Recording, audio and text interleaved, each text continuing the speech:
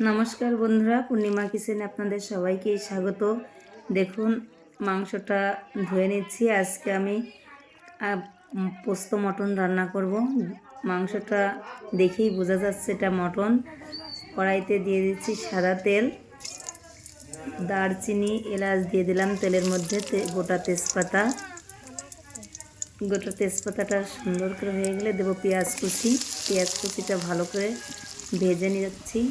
পেঁয়াজ কুচিটা আমার ভাজা হয়ে গেছে। দিয়েছি আদা বাটা, জিরে বাটা, ধনিয়া বাটা দিয়ে সুন্দর করে নাড়াচাড়া করে নিচ্ছি।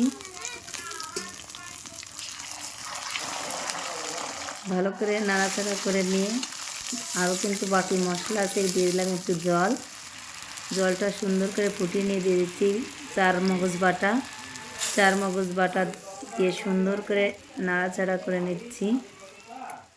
দিয়ে দিচ্ছি টক দই দিয়ে ভালো করে মিশিয়ে নিচ্ছি। এই মশলাটা যত সুন্দরভাবে কষা হবে মাংসে কিন্তু ততটাই টেস্ট আসবে। এ দেখুন, দিয়েছি পরিমাণ মতো লবণ, দিয়ে দিচ্ছি টক দই দিয়ে সুন্দর করে একটু নাড়াচাড়া করে নিচ্ছি। মশলাটা যত কষা হবে ততই কিন্তু মাংসটার টেস্ট আসবে। এবার দিয়েছি পোস্ত দিয়েও সুন্দর করে নাড়ছি। এবার দিয়ে দিচ্ছি সেই মটন। দেখুন মাংসটার কালার কি সুন্দর, একদম অনেক সুন্দর কিন্তু মাংসটা ছিল, দেখলেই লোভনীয়। এবার মাংসটা দিয়ে সুন্দর করে কষিয়ে নেব। মাংসেও কিন্তু অনেকটা, আজকের কিন্তু লোকজনও অনেক, সবাই মিলে খুব মজা করে খাবে। ভালো করে মশলার সঙ্গে নাড়াচাড়া করে নিচ্ছি, সব মশলাই যেন ভালো করে মাংসের ভিতরে ঢুকে যায়। এবার দিয়ে দিচ্ছি হলুদ গুঁড়ো, লঙ্কা গুঁড়ো দিয়ে ভালো করে আবার নাড়াচাড়া করে সুন্দর করে কষিয়ে নেব। দিয়ে দিচ্ছি একটুখানি জল। খাসির মাংস ভালো কষা না হলে টেস্ট আসে না।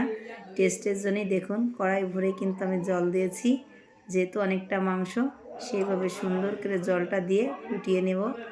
ভেজে রাখা আলুটা দিয়ে দিচ্ছি। মটনে আলু না দিলে এদের টেস্ট আসে না। এবার দিয়ে দিচ্ছি ঢাকা দিয়ে খুলে দেখি কেমন হয়েছে। এ দেখুন কি সুন্দর গলে গেছে।